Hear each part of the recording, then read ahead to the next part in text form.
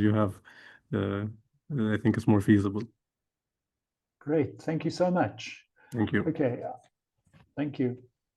Okay, our next speaker is Walid Meskin, and he'll be talking about what's happening in Saudi Arabia.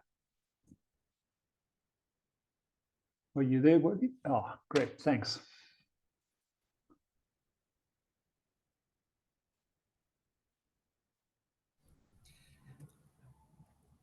Hello, Hi, everybody. Hope that you are doing well. I hope that my voice is clear. Coming through loud and clear, Walid. Do you hear me clearly? I do, yes. Okay, great. So hello and congrats to all the team for this amazing event. Really, and congrats Fahad for the new product and Sky Shuttle, let's say. Hoping all the success. So this is Walid Miskin, Manager Solution Engineer with DGI Enterprise in Saudi Arabia. I'm glad today to share some insights and the news regarding the Saudi unmanned market, let's say, or drone market, which is now in a good steps toward maturity and market readiness. Last month or last, let's say, 40 days, GACA just released the new GACAR Part 107 for unmanned aircraft system regulation. And we knew before that the Saudi regulation was very close to the Federal Aviation Administration of US. And now there is a strategic shift to add some standards from EASA. And as I see, it's very helpful and it's a noticeable shift to enable the advanced air mobility operation in Saudi Arabia. And I made a quick comparison between the old and the new regulation. Basically, we was talking in the old regulation version 2 and 3.0 in a simple recreational operation and commercial operation. In the new regulation, we are talking now about open category and specific category, which is close to the European regulation.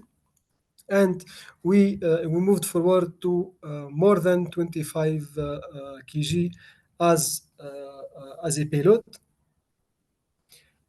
because we in the old regulation more than 25 kg is not allowed to fly in Saudi Arabia. Now it is possible up to 150 kg.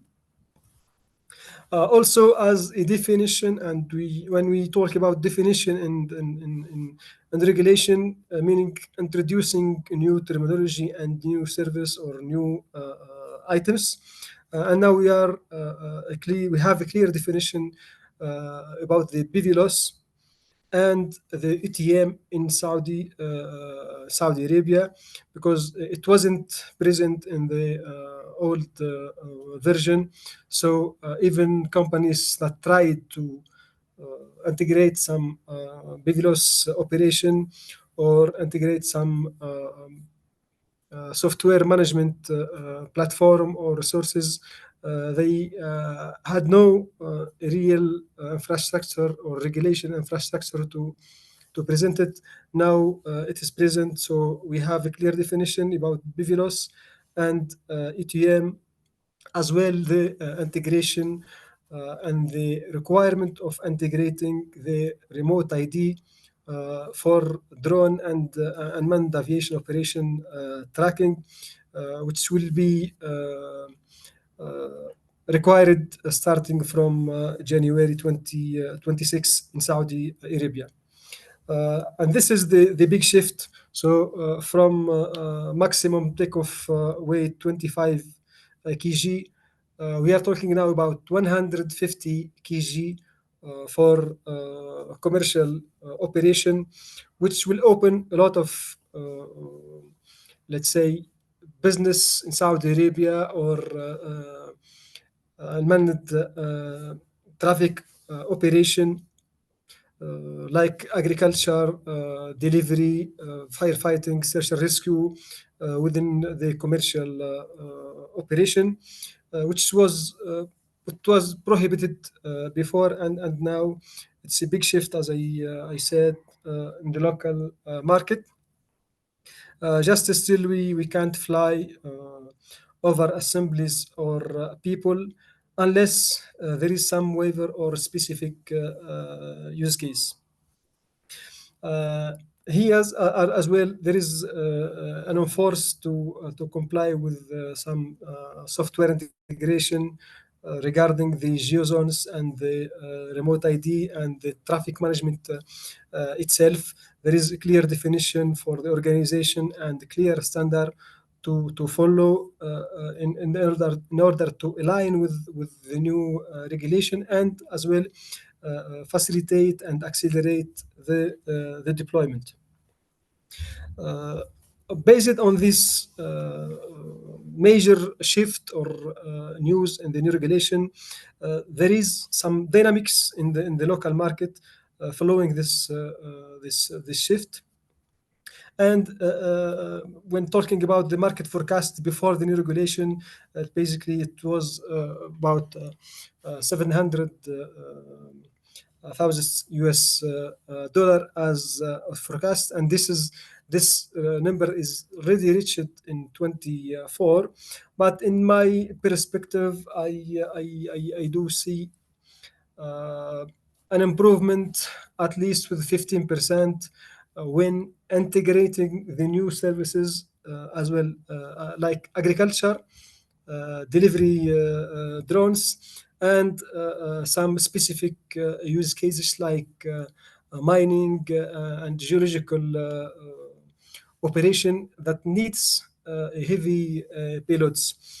For sure, the regulation does not allow yet the transport of people in the unmanned aircraft unless there is some POC or project with the government directly to demonstrate this operation, but it is not yet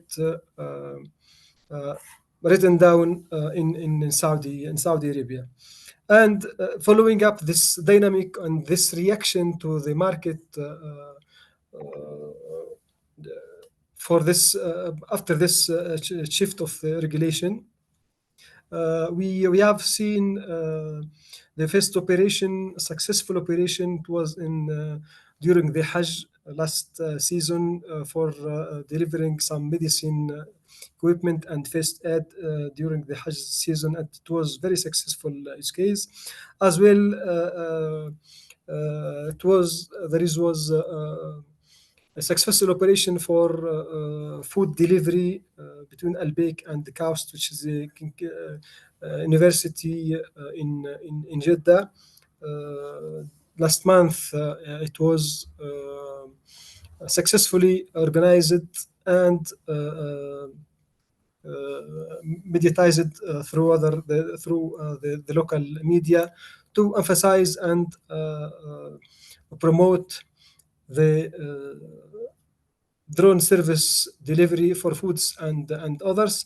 And I personally here participated in more than 5 big projects with the biggest company here, governmental and private, to deploy such project and to integrate some autonomous flight operation and swarming for different services. And as well, we noticed that international big companies are now moving to Riyadh to participate and to get their parts in the local market, like DJI Enterprise, it is now officially presented in Saudi Arabia, in Riyadh, having a full regional office with all services and warranty and spare parts and local support based on the request from the local entities and government. And there is also other global companies moving to Riyadh in drone industry, let's say, to following up this shift of regulation and this market maturity, let's say. So here in Saudi Arabia, it's market. We can say it's very mature and looking forward next maybe 2-3 years to see some people traveling using drones or taxi drones, which is the missing part in the actual regulation. This is almost update from Saudi Arabia, and I want to invite you to attend. There is 2 big events. SADIF, it will be in next September, and KSA Airport or Saudi Airport Exhibition. It will be also in September in Riyadh, and we're glad to see you here in Saudi Arabia in physically in aviation and advanced air mobility events. Thank you so much, and if you have some question, feel free please to reach out to me here or via LinkedIn. Thank you so much. Thank you so much, Walid. It was really good hearing what's happening there, and great to see the progress being made. Okay, our next presentation will be from Canada. It's a pre-recorded